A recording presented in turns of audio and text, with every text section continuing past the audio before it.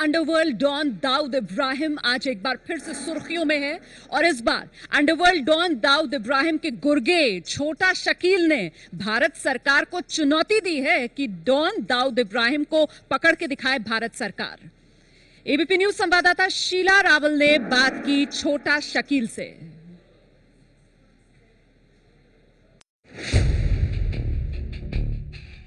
जब हमको आना था तब तो मना कर दिया उन्होंने। आपकी क्या शर्तें थी जो भारत सरकार ने नहीं मानी, ये जरा बताएंगे?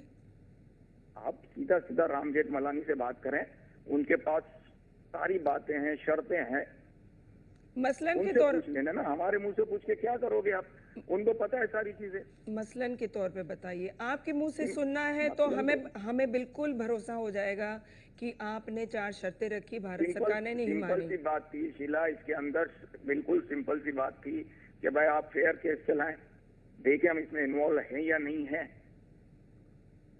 उससे ज्यादा इसके अंदर कोई भी पॉइंट नहीं था। ईमानदारी से केस आप ऑन करें, ट्रायल करें, उसमें हमारा अगर लगता है तो हमको सजा दे, नहीं लगता तो हमको आप छोड़ दें। रही बात गेम वार की, तो चल रही है, हम तो लड़ेंगे, वो तो अलग चीज है। शकील भाई, एक शर्त जो हमारी जानकारी में आई थी, मेरी खुद महेश जेठमलानी से बात हुई थी, उन्होंने बताया था कि आप आना ज़रूर चाहते थे, लेकिन आप अपने आप को या दाऊद भाई अपने आप को अरेस्ट करवाना नहीं चाह रहे थे, हाउस अरेस्ट की बात कर रहे थे। देखें, पहली बात तो 93 पहले से कोई केसेस का कोई मामला था नहीं। 93 के बाद ये केस, इतना बड़ा केस इन्होंने डाल दिया सर के ऊपर। जब उसमें हम बात कर रहे हैं सामने से कि आना चाह रहे हैं, हाजिर होना चाह रहे हैं, इसको ट्रायल करें, तो आप एक बार जेल में डालेंगे, उसके बाद अगर आप वो ट्रायल करेंगे, फिर अपनी मर्जी से आप जबरदस्ती केस थोपेंगे। तो सुना आपने, छोटा शकील ने जिक्र किया राम जेठमलानी का। 1993 की बात छोटा शकील कर रहा था, जिस वक्त शरद पवार मुख्यमंत्री थे महाराष्ट्र के, और ऐसे में इन दोनों का क्या कहना है इस पूरे मामले पर, जरा ये देखिए।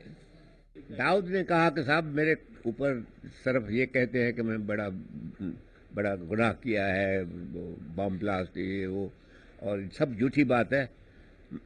मैं आने के लिए तैयार हूँ, मगर मुझे सिर्फ ये एश्योरेंस चाहिए, तसल्ली चाहिए कि भाई मेरे को ये मारपीट नहीं करेंगे, 3rd डिग्री नहीं करेंगे, और मेरे को हाउस अरेस्ट में रखो। I am defend my self. अगर मैं गुनाहगार हूँ तो मेरे को सजा दो। मैंने बेटे को भी कहा कि शरद वगैरह जो भी हुए उससे बात करो। आखिर इन्होंने थोड़े दिन के बाद कहा कि साहब ये बात नहीं होगी। उसका भी जवाब हमको राइटिंग में नहीं दिया। शरद पवार की बात है या सारी कांग्रेस की सरकारियों की बात है, पता नहीं।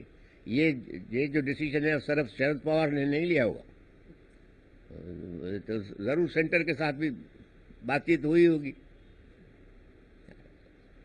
अब देखो, यूपीए सरकार, कांग्रेस की सरकार का मैं कोई आशिक नहीं हूँ। मैंने तो कहा है कि करप्ट गवर्नमेंट है, करप्ट गवर्नमेंट का यही काम है। राम जेठमलानी साहब ने इस तरह का प्रपोजल दिया था, ये बात सच है, मगर इस पर कंडीशन डाली थी। कंडीशन ऐसी डाली थी कि दाऊद इब्राहिम को बम्बई में आने के बाद पुलिस ने अरेस्ट नहीं करना चाहिए, उसको घर में रहने का इजाज़त देनी चाहिए। भाई, जिसके खिलाफ इतने केसेस है, ऐसे आदमी को अरेस्ट नहीं करना, ये कौन स्वीकार कर सकता है? और ये स्वीकार हम नहीं कर सकते। जो यहाँ का कानून है, इस कानून के सामने उनको जाना पड़ेगा। सबको जाना पड़ता है तो उनको भी जाना पड़ेगा। ये बात हमने कही, वो जो जेठमलानी जी ने इसका स्वीकार नहीं किया। और एबीपी न्यूज से बातचीत में छोटा शकील ने यह भी कहा कि ललित मोदी को डी कंपनी से कोई खतरा नहीं है। दाऊद का साथी छोटा शकील, जिससे फोन पर बात की एबीपी न्यूज संवाददाता शीला रावल ने, और ललित मोदी को लेकर कहा गया छोटा शकील की तरफ से कि ललित मोदी को डी कंपनी से कोई खतरा नहीं है। आप कह रहे हो आईपीएल से कोई लेना देना नहीं था, लेकिन आपने ललित मोदी को धमकी दी थी।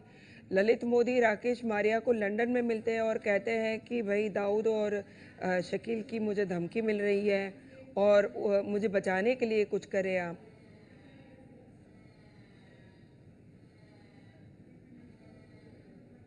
देखिए, उसको तो मारना था हमको। और अभी आप कह रहे हैं आईपीएल में कुछ नहीं है, अब क्यों मारना था नहीं ललित नहीं, मोदी वो को? अलग चीज थी। हमारा वो दूसरा मामला था। वो क्रिकेट से हमारा उससे कोई लेना देना ही नहीं था। अगर क्रिकेट से लेना देना होता तो बॉम्बे में तो वो घूम रहा फिर रहा था, हम क्यों नहीं मार देते उसको उस वक्त? क्या मामला था ललित मोदी के साथ? वो क्या? हमारा दूसरा कुछ एक बिजनेस का मामला था जिसमें हमको 1000 करोड़ रुपया लेना था उससे। जी, और ड्रग का बिजनेस था? तो हम हमारे पैसे नहीं मांगेंगे, हमारे काम के पैसे। बेटिंग का बिजनेस था, ड्रग का बिजनेस था, कुछ तो बिल्कुल नहीं नहीं नहीं, दूसरा मामला था किसी और मैटर पे प्रॉपर्टी बात का की। मामला था। क्या मामला था? नहीं, दूसरा कोई मामला था, वो मैं नहीं बता सकता हूँ, अभी ज्यादा उसमें मत जाए। जी, लेकिन मामला दूसरा था। तो आपने बिल्कुल समझ आया ना? धमकी दी थी उससे? धमकी क्या दी उसको? तो मारने वाले थे हम बैंकॉक में। फिर क्या हुआ? बस वो उसमें भी थोड़ा हम भी लेट हो गए उसमें। अब वो वहां पहुंचे और ये निकल गया। हम्म, तो जब वो सुरक्षा अपनी मांग रहा है लंदन में मुंबई की पुलिस से, वो बात सच है? मैंने अब वो क्लियर हो गया, उसने पैसा क्लियर कर दिया हमारा, अब क्लियर हो गया, वो घूम फिर सकता है, कोई मसला नहीं। अच्छा, आपने अभय दे दिया। आज ललित मोदी ये बात सुनकर बड़ा खुश होंगे। हाँ हाँ, वो क्लियर हो गया हमारे से, उसने पैसा क्लियर कर दिया हमको। जब मामला क्लियर होता है तो हमारा उससे कोई लेना देना नहीं है। अभी वो घूमे फिरे, इंडिया आ जाए, मैच खेले, जो करना है करें। हाँ भाई, वो तो इंडिया से भागे हुए हैं। अब वो आसरा ले रहा है भाई हमारे नाम का। वो कह रहे, अच्छा, वो तो भाई के नाम का आसरा चाहिए, डी कंपनी के नाम का आसरा चाहिए यार। जी, अभी तो ललित मोदी ये कह रहे हैं। सुन ले मेरी बात, जी, बस। जिसको अच्छा करना है हाँ। वो भी नाम लेता है, जिसको बुरा करना है वो भी नाम लेता है, जिसको छुपना है वो भी नाम लेता है। और इस बातचीत में छोटा शकील ने यह भी कहा कि छोटा राजन डी कंपनी का दुश्मन नंबर 1 है और डी कंपनी उसे नहीं छोड़ेगी।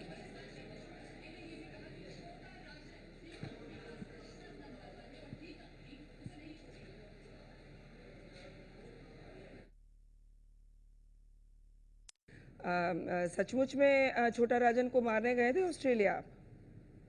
बिल्कुल गए थे, इसमें कोई शक थोड़ी है। क्या किया था? जब आपकी इंटेलिजेंस ने इसको अगर ओपन किया है तो इसमें मेरे से पूछने की जरूरत क्या है? वो तो आपके सामने ओपन है। फिर नहीं, आपके मैंने कारण तो नहीं कहा कि मैं मारने गया था, ये तो इंटेलिजेंस ने ओपन किया ना कि ये कॉल हमने रिकॉर्ड किए और इसको डिकोड किया हुआ है कि ये ऑस्ट्रेलिया में मारने गया था। ये सब सारी चीजें तो उन्होंने ओपन की है। तो अभी आप पूरी बात बता दीजिए, अगर आधी बात उन्होंने ओपन की है तो। पूरी बात तो आप सुन ही रही है, रोज टीवी और पेपर में आ ही रहा है कि हाँ गए थे करने के लिए। उससे पहले वो निकल गया, लीक हो गई बात, वरना तो काम हो ही जाता ये टाइम पे, तो पहुंचा देते इसको। इतने साल 2000 से 2015 तक क्या किया फिर आपने? नहीं, हमने इसको ढूंढने की कभी कोशिश नहीं की, हमको जरूरत भी नहीं पड़ी। अब क्या जब ऐसा हमने आया? बैंकॉक में इसका काम किया तो हम तो, हमारे लिए तो ये उसी वक्त मर गया था।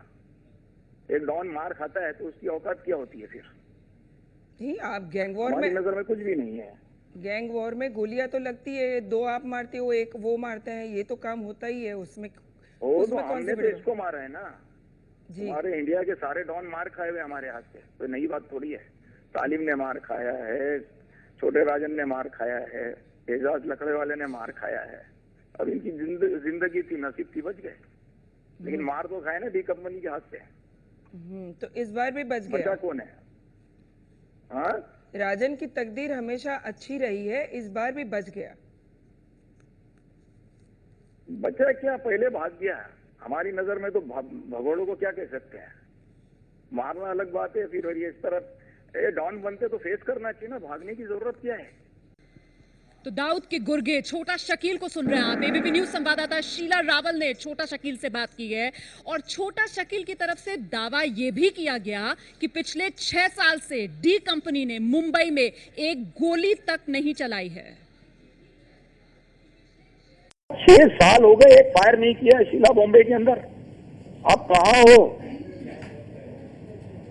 आपके नाम से तो बहुत सारे फायर हुए हैं। क्यों नहीं किया है उनसे भी जाके पूछ लो। हम अपनी जबान पर कायम दायम है आज भी। अच्छा, आपने किसी को जबान वो दी है? वो आपको जाके बाहर से आप पूछोगी ना तो आपको बोलेंगे कि हाँ,